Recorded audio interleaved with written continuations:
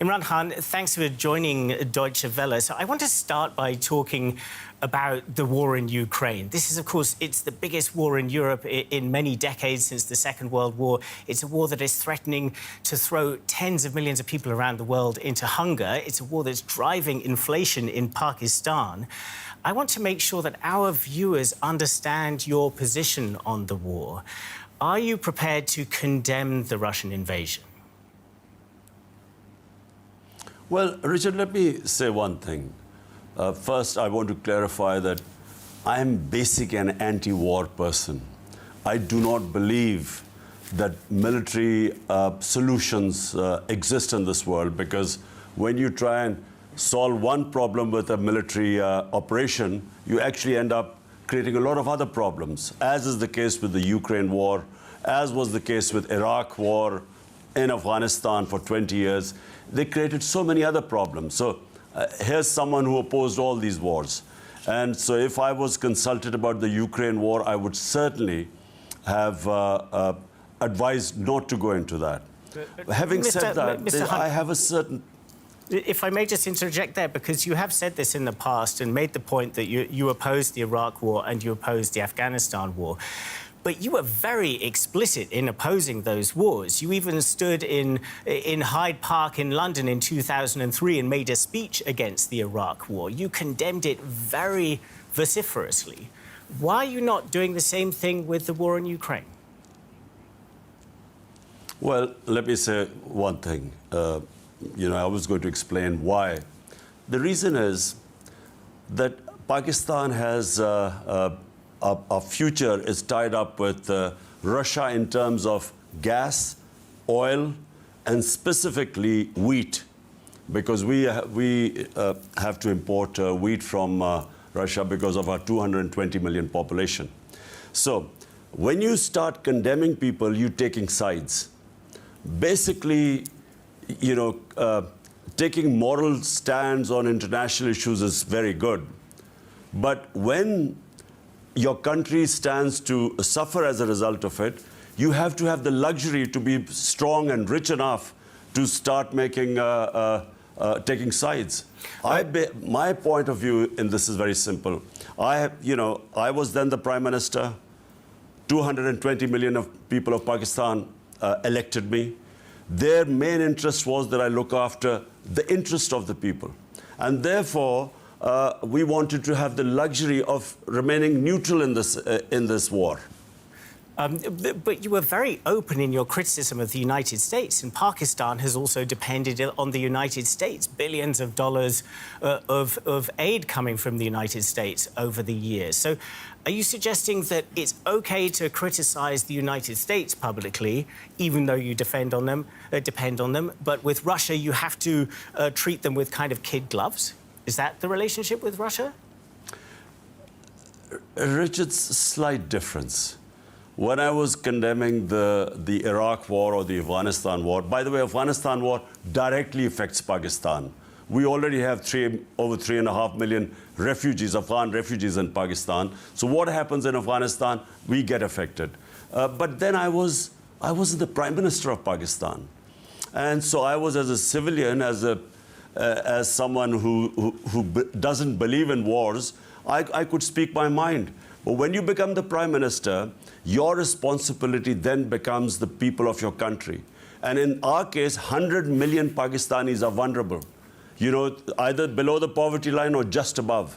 So as a Prime Minister, that pipeline deal, which has been on for 6 years, if we now cancel the visit, the country was going to lose a lot. So, just like everyone else, Richard, let me just explain to you. What about Kashmir? Now, India has usurped the rights of the people of Kashmir. I'm sorry, Mr. Khan. Kashmir is a disputed territory between Pakistan and India. It's very important. But it's very important. No, Richard. I'm sorry, but we're asking you a question about Russia here, Mr. Khan. And I don't want you to do a sort of whataboutism turn to talking about Kashmir. I would just like to ask one further question about your visit to Russia before we move on. No, Richard. I want to ask you this question. I first want to move on and talk about Kashmir. No, I'm sorry, Mr. Khan. I'm the person who asks questions in this interview. They matter to us. So what about us? Yeah. Why? How about other people not worrying about our human rights and what matters to us. Why are we supposed to condemn issues which are, it's a European issue? So please, have some Mr. balance Han, in this. Mr. Han, don't just put us in a spot that, you know, you have to, because it's your issue, we have to take sides. Allow us the luxury to stay neutral so that we can look after our own people. My responsibility, I repeat again, are my 220 million people of Pakistan. Of course, we understand that, Mr. Han, and nobody would question that. I would like to ask one final question about the visit to Russia, because you did say that if you had known that you would have liked to reschedule that. Do you feel that Vladimir Putin, and of course, you know, being able to meet a world leader on the day of the invasion, this played to his advantage? Don't you feel somewhat used by those pictures that came to around the world of you meeting him in Moscow on the day of the invasion? Well, if you recall, a lot of world leaders visited Moscow a few days before me, and in the previous month, a lot of world leaders visited. And remember, the overseas trips are planned months ahead. They're not just at the spur of the moment. So, to answer your question, had I known that Russia was going to invade Ukraine the morning, you know, of night we arrive, and the next morning, I certainly would not have taken the trip. I mean, simple as that. But we didn't know. The trip was planned months ahead. Mr. Khan, let's move on to another very important relationship for Pakistan, the relationship with China. It's obviously invested a great deal of money, tens of billions of dollars over recent years in Pakistan, partly as part of its Belt and Road initiative. You've described China as a model for Pakistan's development, and yet, as the world has kind of watched it in recent years, it's increasingly becoming a totalitarian, a surveillance state, a really very stark authoritarian power. Does this give you any grounds for discomfort? Look, Richard, let me just repeat myself again. Look, when the people of this country elected me as a Prime Minister, remember, when I was not the Prime Minister, I was free to say a lot of things. When you become the Prime Minister of the country, your #1 priority becomes the people who elect you. Now, they didn't elect me to talk about all the wrongs that are going on in this world. They elected me to look after their interests. And I repeat, 100 million Pakistanis are vulnerable, either below the poverty line or just above. So the top priority of any elected leader is first to look after the interest of his people. And so China, we have had a long relationship with them. China has invested in Pakistan. Our main interest is that the sort of development that China has done is much more likely to suit us than, for instance, the Western countries, which have developed long time ago. China developed in the last 30 years. It's a model that we could learn from. So when I praise China, I talk about the development model. But are you not concerned with this degree of investment that's coming in from China, about the amount of kind of control that China is going to start building up over Pakistan in the long run? All of these very important connections coming down from Xinjiang, for instance, and down towards the ocean. Are you not concerned that you're building up, you just described a dependency for things like wheat and gas on Russia, that there's a dependency building up here that could be risky? Look, Richard, China so far, I mean, from the Pakistan experience, they have a very light touch. I mean, when 3.5 years of my government, I mean, we never felt any pressure from Chinese to do this or that, or there was, you know, I mean, we never felt, and by the way, throughout our relationship with China, China has never pushed its way around in this country to tell us to either do this or that, or, you know, force their own views on us. It's never happened in Pakistan. So But isn't Pakistan that and China happening have a long indirectly, Mr. relationship. Hun? Isn't that happening indirectly, Mr. Hun, through the fact that you have evidently said in the past that you do not evidently feel free to criticize China about what is happening in Xinjiang, which neighbors Pakistan? That you evidently have the same phenomenon as with Russia, in that you feel that, Pakistan, by building these relationships with these great authoritarian powers, no longer has the ability to stand up for instance, an oppressed Muslim minority in Xinjiang. But Richard, look, this is where my problem was, where I got a little worked up. Look, there are issues that bother us, Pakistan. Number one issue is Kashmir. It's a dispute. Kashmir is a dispute between Pakistan and India, recognized by the world community in 1948 by the UN Security Council resolutions. Now, 100,000 people have died in Kashmir in the last 30 years. The UN human rights reports on Kashmir are published about all the atrocities that are going on. How come no one even admonishes India, I'm talking about the Western countries, why don't they even at least tell them that we will, if you don't fix the human rights, we sanction you or something? They don't even take a stand against the violence going on in Kashmir right now, documented by the United Nations human rights reports. Now, how come nothing happens there and in Palestine? For us, for the Muslim world, because it's the third most sacred place for us, Jerusalem, the Al-Aqsa Mosque, how come that Israel can get away with anything against the Palestinians, violate all human rights, yet there's no condemnation, no strong words, no thought of sanctions. Yet when it concerns the European powers, then we are supposed to take stands. So, I just find this morality, which is selective, I find that a bit hard to swallow. But I think what we're discussing here is that you're also accused of your own selective morality for criticizing India over Kashmir. For instance, here at Deutsche Welle, we've done a lot of coverage of Kashmir. We've also done a lot of coverage of the Western powers' unwillingness to criticize India too openly for geopolitical reasons. We covered that a lot. But I'm asking you about Xinjiang.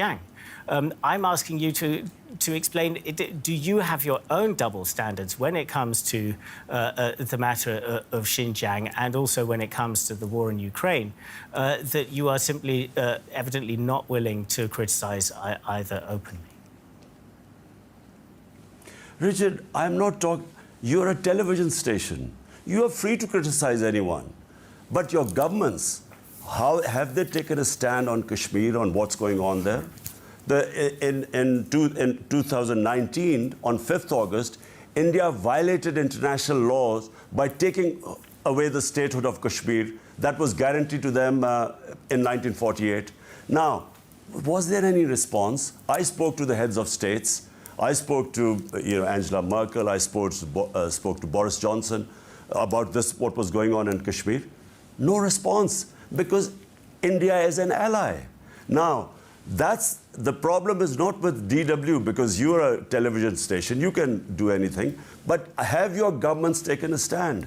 My point is that why are we, remember as a prime minister, not as an ordinary citizen, when I spoke against Iraq war and against Afghanistan invasion, I was a Pakistani citizen. When you become the prime minister, you then have to select that whatever I say, what consequences will my people face? And your priority must be the people of your country, which is the case with every country. Let me pick up on that directly, Mr. Hun. Let me pick up on that directly, Mr. Hun, because in the immediate aftermath of your term in office, you were removed from office in April. You have been making accusations against the United States very publicly, claiming a conspiracy, your word, to remove you. The United States denies this. This is an accusation you've been very public with. Do you stand by this claim that there was an American-led conspiracy to remove you from office? Well, Richard, let me at the outset explain that anyone would want to have a great relationship with the US. It's a superpower. And Pakistan particularly, because we have amount of exports which we sent to the US. And secondly, the most powerful Pakistani community is the Pakistani American community. And I had perfectly good relationship with the Trump administration. Now, I'll just give you the facts. These facts were read out in our cabinet. They were presented in front of our National Security Council, which then said that there was interference by the US, and they actually demarched the US in Pakistan and in Washington. And the Supreme Court Chief Justice, the president of our country, has sent that cipher, which was where I based my allegations on, has been sent to the Chief Justice to hold an inquiry. Now, I'll tell you what happened. 7th of March, a US Under-Secretary of State, Donald Lu, meets the Pakistani ambassador in Washington and threatens him that unless Imran Khan was removed, the Prime Minister was removed, by a vote of no confidence, there will be consequences for Pakistan. On the next day, the no confidence is tabled.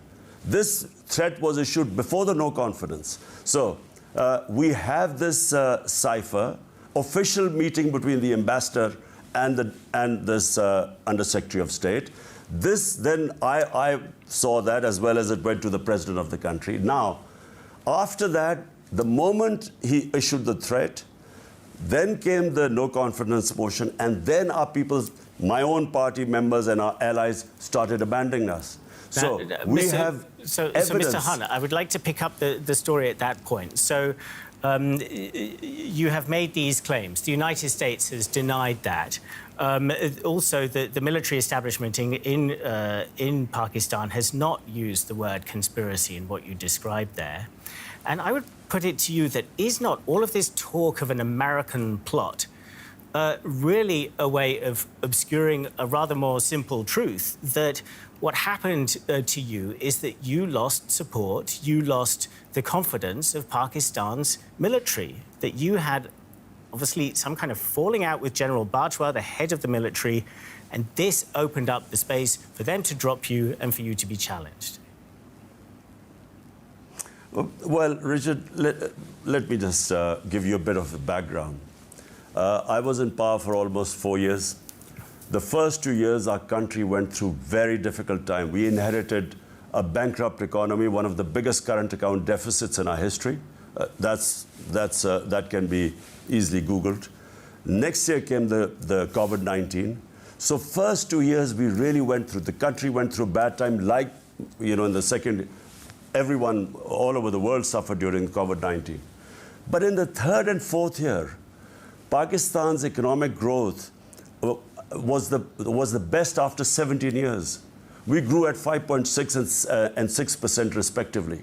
So if our allies or our people had to leave us, I'm talking about, in the no confidence vote, then they should have gone in the first 2 years when the country was going through tough times. When we were we had the best employment figures in the subcontinent at the time. Our economic growth was the best. Our exports were record. Our agriculture was booming.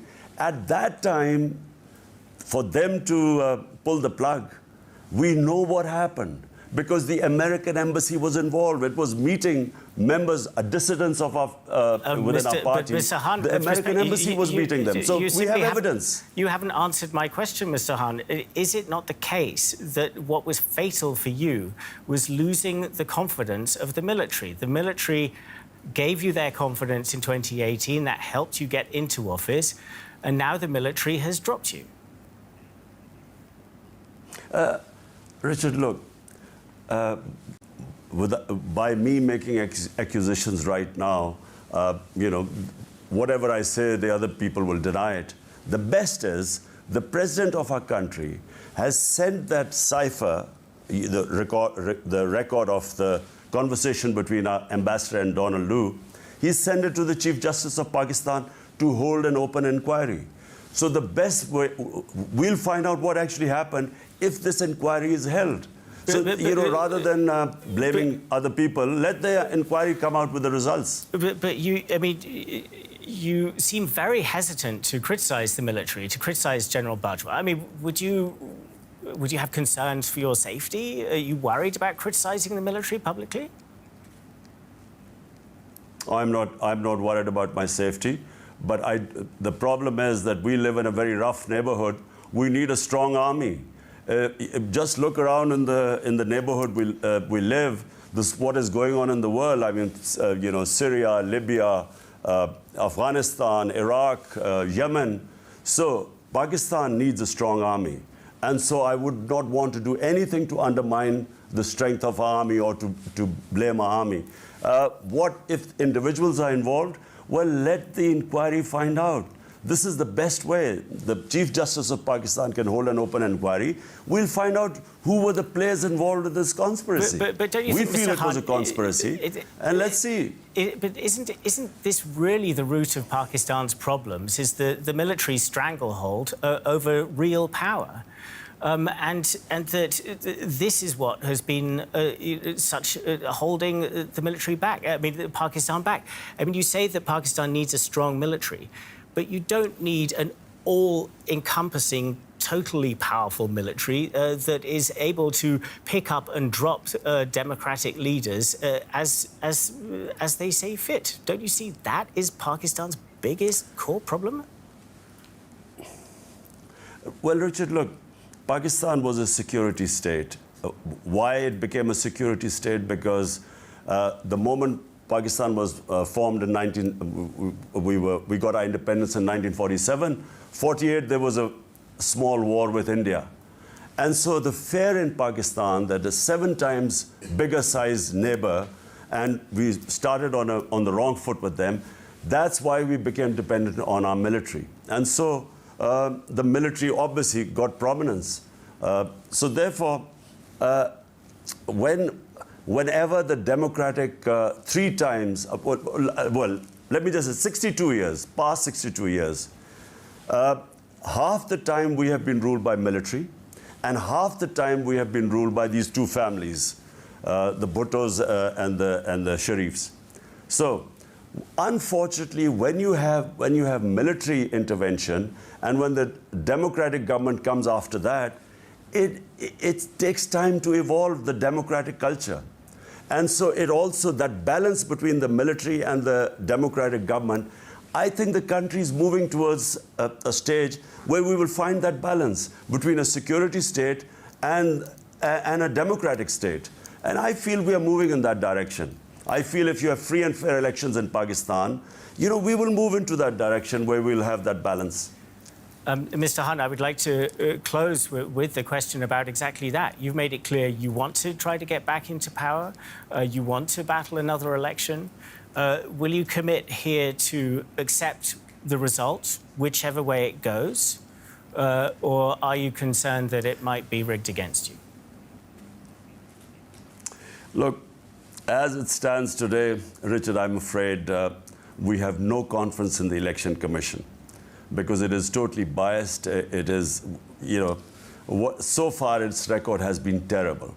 But for the future of Pakistan lies in a truly democratic system. And democracy means you have to have free and fair elections. If you do not have free and fair elections, when people don't accept the result after that, that's when the acrimony starts. So, when in 2013, when the election results came, all the parties in the opposition, 22 opposition parties, refused to accept the result. And we know the election was rigged. So there was this whole movement to, against this rigging. And we ended up in a judicial commission. Again, now this time, I think we are moving towards elections. All we want is that there should be free and fair elections. And that is the beginning of a democratic process moving forward. Because we have now had almost 14 years of democracy, because we had 8 years of General Musharraf's dictatorship. Now there are 14 years of democracy, and we are moving forward. I feel that the country has moved forward. I think the days of martial law are over. And all we need, as I repeat, free and fair elections. We have time for one more very final question, Mr. Khan. Obviously, a major issue for you in Pakistan's backyard is Afghanistan. We've seen what is happening with the Taliban there. They're backtracking on commitments on human rights, on girls' education, and many other issues. Humanitarian crisis really taking place there, security crisis too. Do you regret your sort of supportive position towards the Taliban? Do you still believe that the world should recognize the Taliban? And if so, if you do believe that, why should the world recognize the Taliban, given what we're seeing, the reality there now? Well, firstly, Richard, the only people I support are the people of Afghanistan. And when I spoke about that there's no military solution in Afghanistan, it was knowing the history of Afghanistan that eventually, like the Russians, or the Soviets, before that the British, whenever outsiders have tried to impose a military solution, it hasn't worked in Afghanistan. They're very independent-minded people. Now, immediately when you ever talk about, that there was no military solution, people like me were dubbed as being pro-Taliban. We are pro-Afghanistan. And at the moment, people in Afghanistan have peace after 40 years. Now, in my opinion, you cannot impose human rights from outside, and especially to independent-minded people like Afghanistan. I feel that the people of Afghanistan, the government of Afghanistan must be engaged. And the more you mainstream the government, the more international community engages that, more chances of them sort of finding this equilibrium, which from the conservatives and talking about human rights. I feel that the more you engage them, the more people of Afghanistan will assert their own rights. Because people of Afghanistan are strong, women are strong. Give them time, I think they will assert their rights. But I think by isolating Afghanistan, there's one danger which especially people of Pakistan are worried about, that if you isolate them and if there's chaos in Afghanistan, there's a chance of terrorism, international terrorism, again, finding roots in Afghanistan. And Pakistan already suffers from attacks from what is the TTP, the Pakistani Taliban, who attack Pakistan from Afghanistan soil. So therefore, in our interest, the more stable a government in Afghanistan, the less the chances of terrorism. But what do you say for Afghan women, many of whom have had to flee the country, fearing for their lives, for their rights? It sounds like you're saying, well, just sort of accept it. No, but Richard, what choices have we got? What can you do? I mean, the only choice, what you're stating, is that isolate them. But my point is that isolating them has far bigger dangers, because remember, could you, sir, be doing anything active NATO ended up in Afghanistan. I don't necessarily mean military intervention, but could you, sir, use what kind of influence could you be using on the Taliban to try to speak out against this, what we're seeing, the actions towards women in particular? Well, two things again, Richard. One is that Afghanistan people are extremely independent-minded. If you try and force your opinions, they react. But privately, when I spoke to the Taliban delegation here, they are all pro-women education. So what is happening in Afghanistan, I'm not quite sure what is happening right now. But in private, they always talk about that, yes, women have a right to get educated. Imran Khan, we'll have to hope that these apparently private promises are kept to. So far, there's no evidence that they are being kept to. Thank you so much for your time, Mr. Khan, for speaking to Deutsche Welle today.